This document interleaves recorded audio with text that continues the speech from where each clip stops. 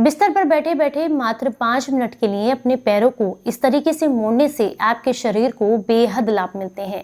इससे मिलने वाले फायदे और इसे करने का सही तरीका आज की इस वीडियो में हम आपके साथ शेयर करेंगे। अगर आपको आज की जानकारी पसंद आए तो इसे औरों के साथ भी जरूर शेयर कीजिएगा। हेलो एवरीवन, आज हम बात करने वाले हैं एक ऐसी क्रिया के बारे में जिसे जानते तो सब हैं लेकिन सही तरीके से करते नहीं हैं।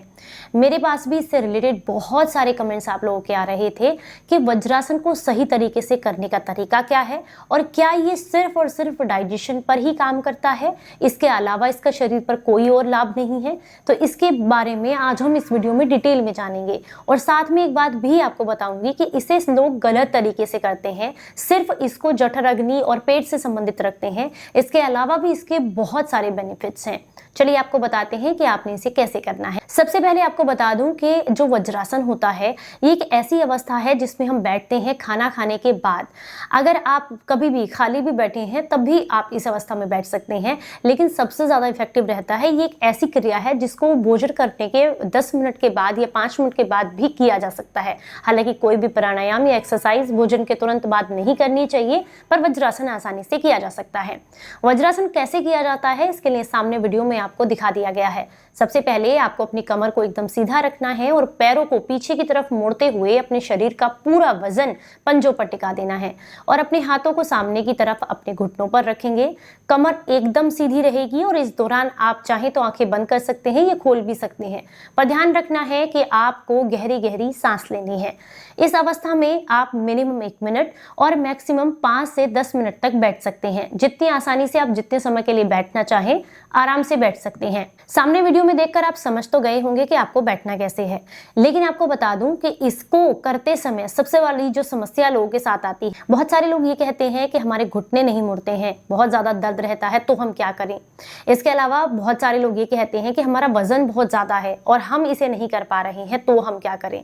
देखिए, दोनों ही कंडीशंस में अगर आपके घुटने बहुत ज्यादा पेन कर रहे हैं और आपको दिक्कत हो रही है तो ऐसे में आप इस आसन को नहीं करेंगे, क्योंकि आपके लिए फिर ये आसन नहीं है। क्योंकि घुटनों में अगर ज्यादा समस्या है तो आपको नहीं करना है, क्योंकि मोस्टली सवाल यही पूछा जाता है मेरे से कि घुटनों में दिक्कत है तो क्या कर सकते हैं। बिल्कुल नहीं करना है। अगर आपके घुटने मुड़ नहीं रहे हैं या आपने घुटने की कोई सर्जरी कराई है तो ये आसन आपके लिए नहीं है। जो महिलाएं प्रेगनेंसी में हैं उनके लिए इस आसन का प्रयोग नहीं करना चाहिए, उनको नहीं करना है। दूसरा, अगर आपका बेली फैट बहुत ज्यादा बड़ा हुआ है, इस वजह से आप इस आसन को नहीं कर पा रहे हैं, तो मेरा सुझाव रहेगा कुछ दिनों के लिए अपने पैरों को धीरे धीरे करके मोड़ने का प्रयास करें, क्योंकि यही वो आसन है जो कि बहुत कम मेहनत के साथ आपके बेली फैट को तेजी से कम करने का काम करता है।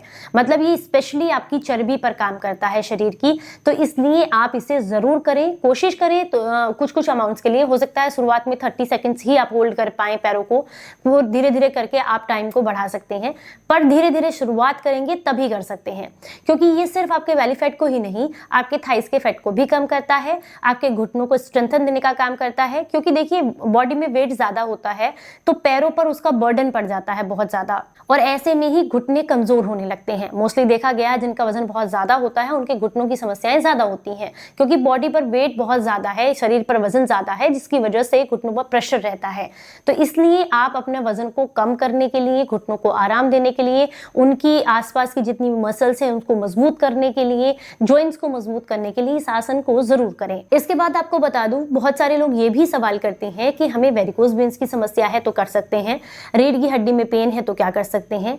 आपको बता दूं, सिर्फ ये जठर अग्नि को ही तीव्र नहीं करता है। आयुर्वेद में तो यहाँ तक कहा गया है कि अगर किसी की रीढ़ की हड्डी थोड़ी बहुत तिरछी है तो उस समय पर अगर वज्रासन धीरे धीरे करके अभ्यास किया जाए तो ये रीढ़ की हड्डी को सीधा करने का काम करता है। ये आपके तनाव को भी कम करने का काम करता है, क्योंकि सिर्फ आपके पेट पर काम नहीं करता, ये आपके सेकंड हार्ट पर भी काम करता है। सेकंड हार्ट क्या होता है? हमारी पिंडलियां, जो कि हमारे डाइजेशन में भी काम करती हैं। तो जब उन पर दबाव आता है तो ये धीरे धीरे करके बॉडी के सर्कुलेशन को, ब्लड सर्कुलेशन को इंप्रूव करने का काम करता है, जिससे आपका तनाव कम होता है, डाइजेशन इंप्रूव होता है। ये आपकी कब्ज को खत्म करने का काम करता है, क्योंकि जब पिंडलियों पर, कफ मसल्स पर प्रेशर आता है तो वहां से जो ब्लड है वो निकल करके पूरी बॉडी के अंदर घूमने लगता है, जो कि आपके डाइजेशन में भी काम करता है। क्योंकि वज्रासन में खाना खाने के तुरंत बाद बैठने के लिए बोला जाता है। इसका सबसे बड़ा कारण यही है कि जब आपके पिंडलियों पर दबाव आता है तो पिंडलियों में हमारे शरीर का का सबसे ज्यादा खून जमा रहता है, तो उसको जब आप वहां दबाव आएगा तो वो खून जा करके आपके पेट में पहुंचता है और वो आपके डाइजेशन को इम्प्रूव करने में, बॉडी में ब्लड सर्कुलेशन को इम्प्रूव करने में मदद करता है। इसीलिए इसको खाना खाने के बाद कहा जाता है कि तुरंत करना चाहिए। इसके अलावा अगर आपको ऐसा लगता है कि आपको साइटिका की समस्या है या पैरों में बहुत दर्द रहता है, स्वेलिंग है, तो ऐसे में वज्रासन आपको लाभ देता है, क्योंकि आपकी नर्व्स जो आपको पेन कर रही है उसको स्ट्रेंथन करने का काम करता है। अगर आपको ऐसा लग रहा है कि आपको जब भी आप बैठते हैं थोड़ी देर के बाद ही पेट में गैस का गोला जैसा घूमना, पेट में अफारा आना, इस तरह की समस्याएं ज़्यादा देखने के लिए मिलती हैं, तो उस समय पर भी इसका अभ्यास करने से आपको लाभ मिलते हैं। हालांकि खाना खाए हुए आपको ज़्यादा समय ना हुआ हो तो भी आप इसको आराम से कर सकते हैं, पर अगर आपको ऐसा लगता है कि आपका पेट बहुत ज़्यादा भरा हुआ है और आप इस समय पर अपने पैरों को मोड़कर नहीं बैठ सकते हैं, तो ऐसे में आपको बता दूं कि बहुत ज़्यादा जब गैस बन रही होती है पेट में, तो थोड़े सेकेंड्स के लिए कपालभाति करने से भी आपके पेट की गैस रिलीज हो जाती है और आपको आराम मिलता है। ये आपके शरीर की 72,000 नाड़ियों को मजबूती देने का काम करता है। इसके अलावा अगर आप इसे करते हैं तो इससे आपकी एकाग्रता भी बढ़ती है, क्योंकि ये तनाव को कम करता है और नींद को बेहतर करता है। ये आपकी सुषुम्ना नाड़ी को जागृत करने का काम करता है, तो ऐसे में इसको करने से आपको बहुत लाभ मिलते हैं, क्योंकि ये उसको एक्टिवेट करने का काम करता है। इसके अलावा अगर आपको लगता है कि फेफड़े आपके कमजोर हैं या आपको सांस से संबंधित समस्याएं हैं, तो ऐसे में भी वज्रासन करने से आपको बहुत लाभ मिलते हैं। उम्मीद करती हूँ आज की जानकारी पसंद आई होगी और आपके डाउट्स क्लियर हो गए होंगे। अगर फिर भी है तो कमेंट्स बॉक्स में पूछ सकते हैं। चलिए फिर मिलूंगी किसी नई जानकारी के साथ, तब तक अपना बेहद ख्याल रखें और हंसते मुस्कुराते रहें। Stay healthy, stay happy. Bye bye.